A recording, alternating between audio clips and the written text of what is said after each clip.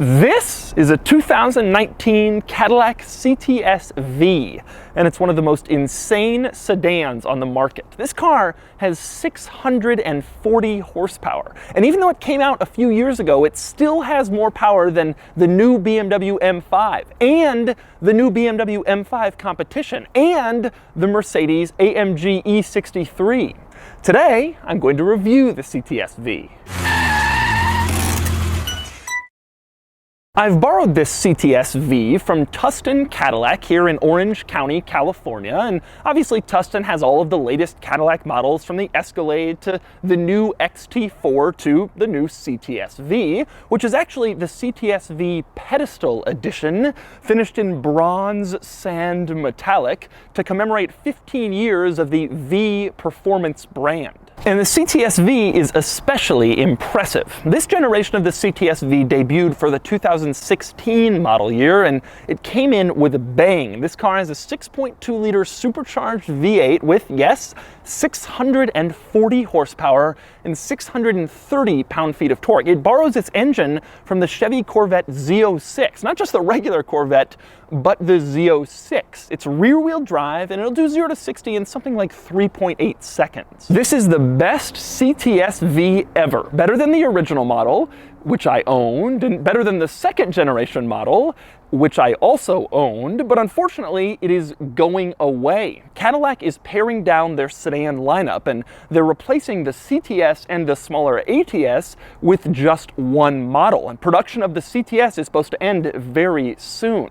So I decided I would review this before the famed CTS-V name goes away. So today I'm going to take you on a tour of the CTS-V, and I'm going to show you all of the quirks and features of one of the most powerful sedans you can buy today. Then I'm going to get it out on the road and drive it, and then I'm going to give it a Doug score. And for more of my thoughts on the CTS-V, click the link below to visit autotrader.com/oversteer, where I've also rounded up a list of my favorite high-performance sedans currently listed for sale on AutoTrader for under $30,000.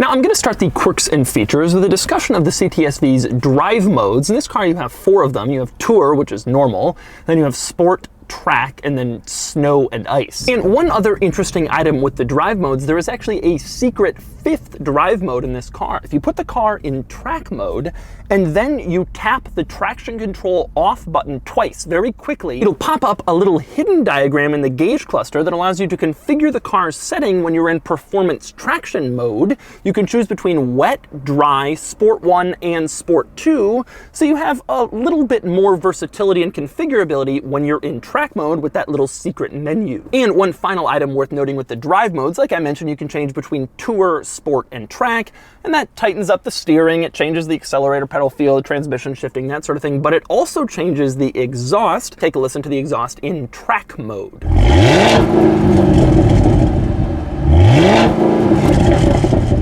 Now next up in the vicinity of the little switch that allows you to change between modes in the center console, you also have the lid over the cup holders. Normally not something I mentioned, but I like this one because if you push it, it automatically retracts and then you can put drinks in the cup holders. If you pull it when it's in the retracted position, it automatically extends back out and covers up the cup holders so you don't have to retract and extend it manually like some peon in a boring car. And the cup holder cover isn't the only cool, retractable, and extendable item in here. Check this out.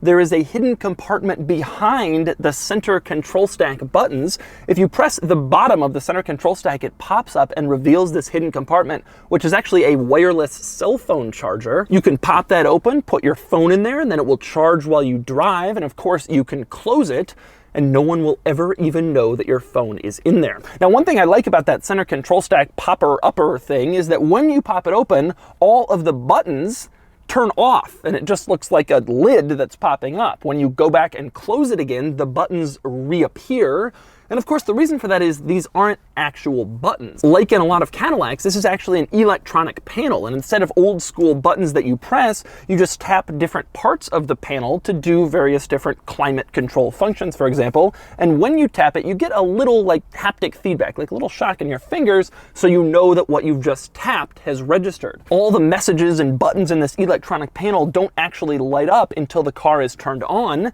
and that means when they're off, it gives sort of a cleaner look in the interior and the dashboard. Now, I like this little electronic black panel replacing traditional buttons, but even I admit there are some places in which Cadillac has gone a little bit too far with it. For example, in the upper right in the center control stack, there is a little black panel switch marked glove box. You press it and it opens the glove box. Frankly, I was okay with just a regular glove box latch. I don't think we need a little electronic button to open the glove box. That's a little overkill. Now, next up, moving into the center console, nothing especially interesting in here, just a typical storage thing. There's some USB ports, but there is also a household style power outlet in here. So if you want to drive around in your CTS-V and also plug in your blender, Cadillac allows you to do that. Now, next up, an interesting bit of technology in this car relates to the rear view mirror. And you're thinking, well, how can the rear view mirror be technologized? Well, that's because in this car, it isn't a mirror, it's a screen. Cadillac has ditched the traditional old school rear view mirror, and instead there is a camera in the back of the car, and it sends its image into the mirror. Now, the theory here is that when you're looking at a regular rear view mirror, behind you, you see a bunch of seats and headrests and the trunk, but when the camera's back there, you don't see any of that. You just have an unimpeded, clear view of what's behind you, and that is, frankly, a pretty good idea that I think is gonna find its way into a lot more cars. Two interesting items with the camera, though. One is the fact that you can switch from the screen back to the regular mirror if you want to. Now, this is odd because obviously it's way less functional and less usable, but I think this is regulatory. I think the government mandates that you have some form of traditional mirror, even if you're going to put in a better camera system. Another interesting item with the mirror is the fact that because the camera is mounted so far in the back, when you're driving around, cars that are just a normal following distance away look like they are directly on your bumper. And that's because when you're driving around looking at your normal mirror, obviously you see the rest of your car and then what's behind you.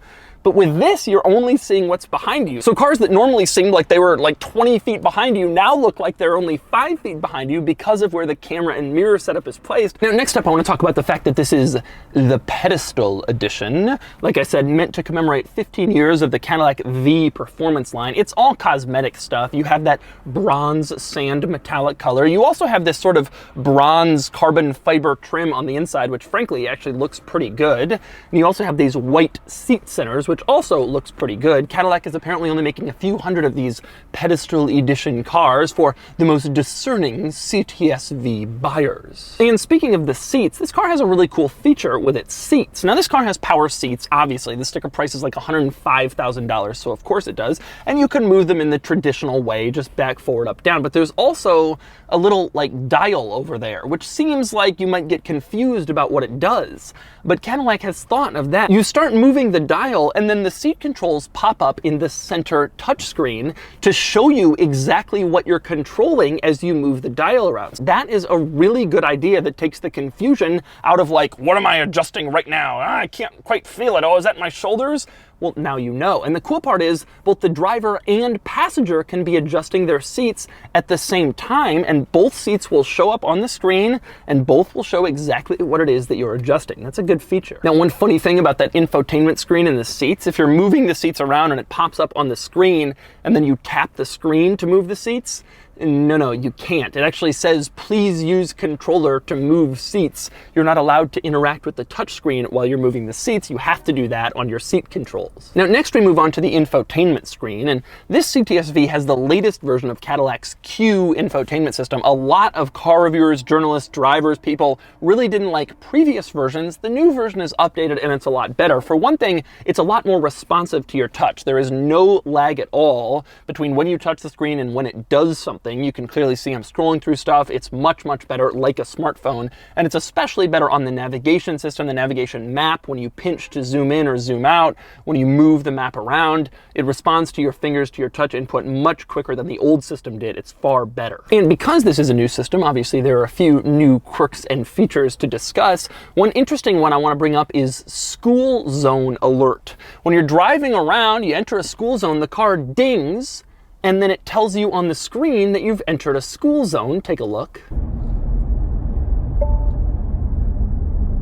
That is actually kind of a cool idea because you might not be paying attention. You're going 40, it's a 25 zone. You don't realize it and you get a big ticket. Well, in this car, it'll let you know. Not bad. Now, next up, another interesting item in this car. One way this car shows its age is with its camera system. The reversing camera quality is really not all that good, especially compared with rivals like the E63 and the BMW M5. But it does have one camera feature that I really like. The front splitter on the front of this car is very low, so you're constantly worried about scraping it on driveways. Well, there's a camera aimed directly at the front splitter that'll show exactly where you are and if you're gonna hit something or if you're too close and you're gonna scrape it on a parking curb. In fact, it's even better than that. You can turn on these little guidelines and there are red lines around the front splitter to show like the no zone where you don't want any item to be near the splitter. This is a really good idea for low cars. I'm surprised that cars like Ferraris and Lamborghinis don't have something like this. And speaking of cameras, this car doesn't just have front and rear cameras for parking. It also has a camera mounted on the windshield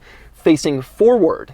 Now, this isn't a dash cam, although frankly, I think it should be. I think dash cam should be included in all new cars, but it isn't. Instead, this camera is for the performance data recorder system. When you go on a racetrack, you can actually insert an SD card into the glove box and then record your laps on the track to see, you know, did you hit that apex? Where were you slow? Where were you fast? And you can use this car's performance data recorder system and its camera to do that. It's a pretty cool feature. But the performance data recorder doesn't only have to record your lap times. If you go into the settings menu in the performance data recorder system, you can also configure it to record whenever you put the car in valet mode, and you can make sure it's also recording audio. So you hand this car to a valet, you put it in valet mode, you can play it back later to make sure the valets didn't go crazy and do burnouts in your CTS-V thanks to the built-in camera system. Now, next up, one interesting item in this car, it has something called a safety alert seat. And the seat will vibrate if you start to drift out of your lane, for example, or if you're backing up and you're about to hit something. The seat actually vibrates and lets you know that you're doing something you shouldn't be.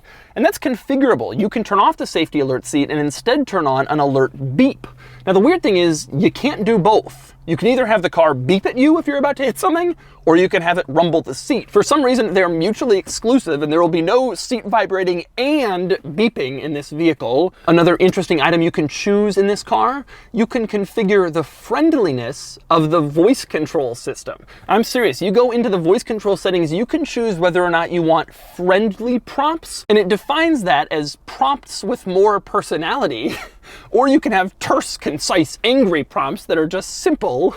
I love that. If you're a person who likes being spoken to in a friendly manner by a machine, you can configure the voice control prompts to be more friendly than their standard default level. And next up, we move on to the back seat of the CTS-V, where there's not all that much that's unusual to report. It's reasonably large back here with pretty good headroom, pretty good legroom, like you'd expect from a mid-sized large sedan. There are a couple of nice features back here. One is that the rear seats in this car are heated, and you also have that same electronic black panel to adjust the climate controls. You have your own climate zone back here, and you can change the temperature, the fan speed, and that sort of thing. Maybe the one unusual item in the rear seat back here is that it also includes a microphone mounted on the ceiling. So if you have your Bluetooth synced up in this car and you're driving along, it isn't only the front passengers who can talk on the phone, rear passengers can also talk using the rear microphone in this car. And next up, we move outside the CTS-V. Around back, you also have this giant rear spoiler, which comes to sort of a V shape,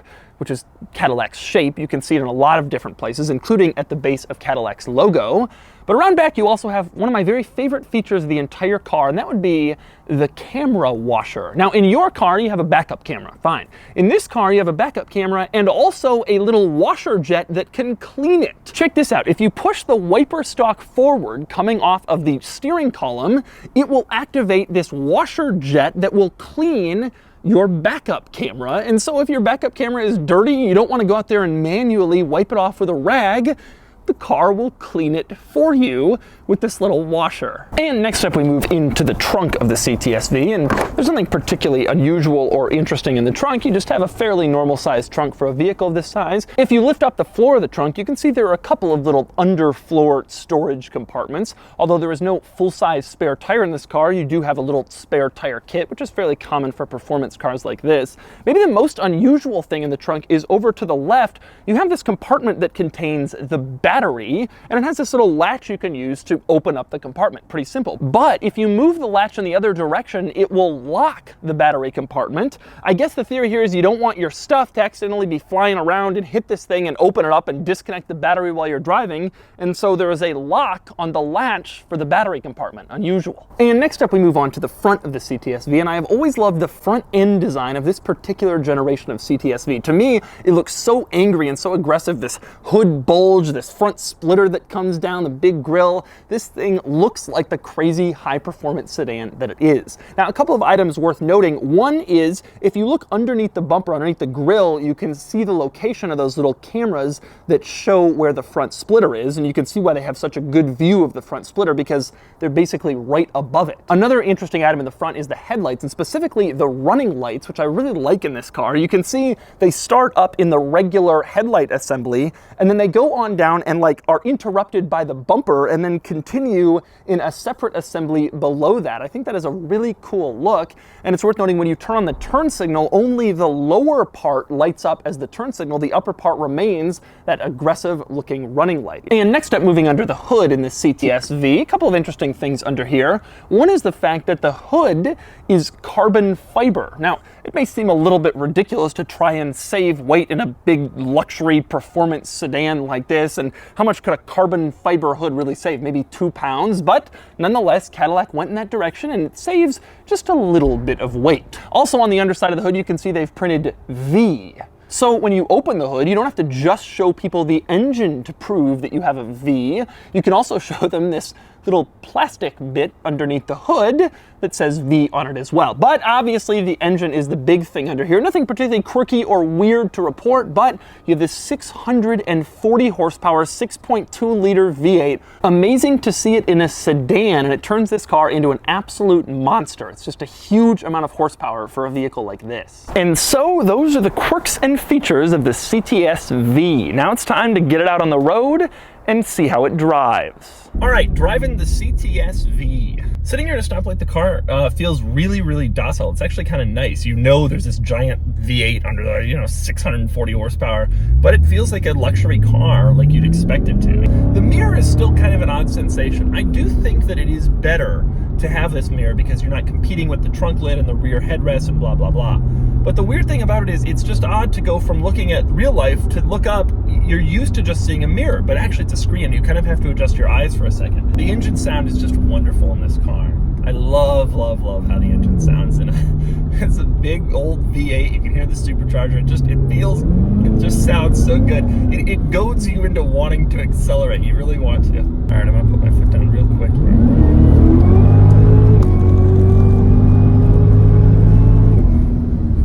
Wow.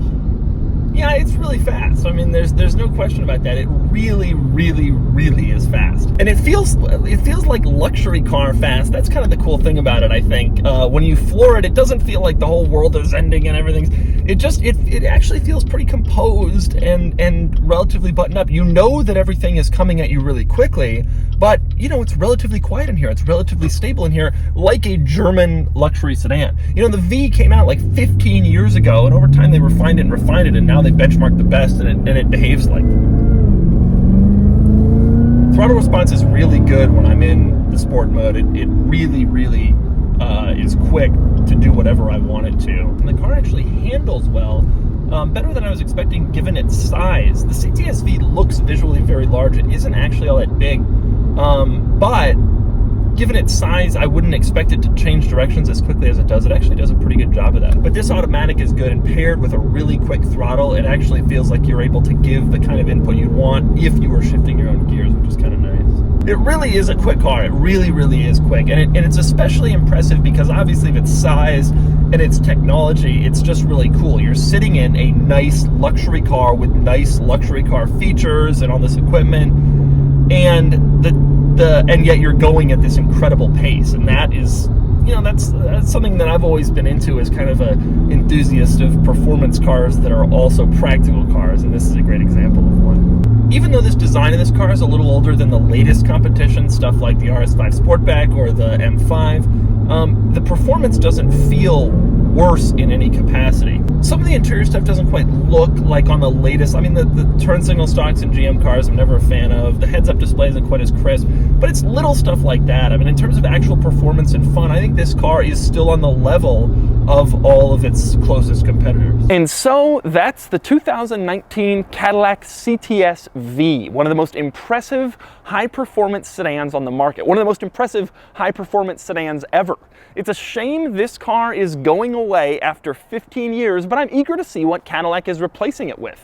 And now it's time to give the V a Doug score. Starting with the weekend categories and styling, the CTS-V has a handsome, aggressive look, very nice for a sedan, and it gets a 7 out of 10. Acceleration does 0 to 60 in 3.6 seconds, and it gets an 8 out of 10. It's slower than some of its less powerful rivals because they benefit from stronger all-wheel drive launches. Handling is normal for the segment, and it gets a 6 out of 10. Fun factor is good given its massive engine and big power, and it gets a 7 out of 10. Finally, cool factor is reasonably high since you're looking at a Z06 powered sedan, and it gets a 6 out of 10 for a total weekend score of 34 out of 50. Next up are the daily categories and features. The CTS-V has a lot of stuff, but it lags behind the much newer class leaders, and it gets a 7 out of 10. Comfort is normal for the class, and it gets a 7 out of 10. Quality is decent, but some items show their age and need improving, and it gets a 7 out of 10. Practicality is normal for sedans this size, and it gets a 5 out of 10. Finally, value. The CTS-V is a decent value on paper, but in practice it's a bit slower than rivals and a bit more out of date, so you see why it's a little cheaper than its closest competition. It gets a 6 out of 10 for a total weekend score of 32 out of 50. Added up, and the Doug score is 66 out of 100, which places it here among performance luxury sedans. No surprise it's on the bottom, as the CTS-V is the oldest new luxury performance sedan, but it's still an excellent car, fun to drive, and very thrilling.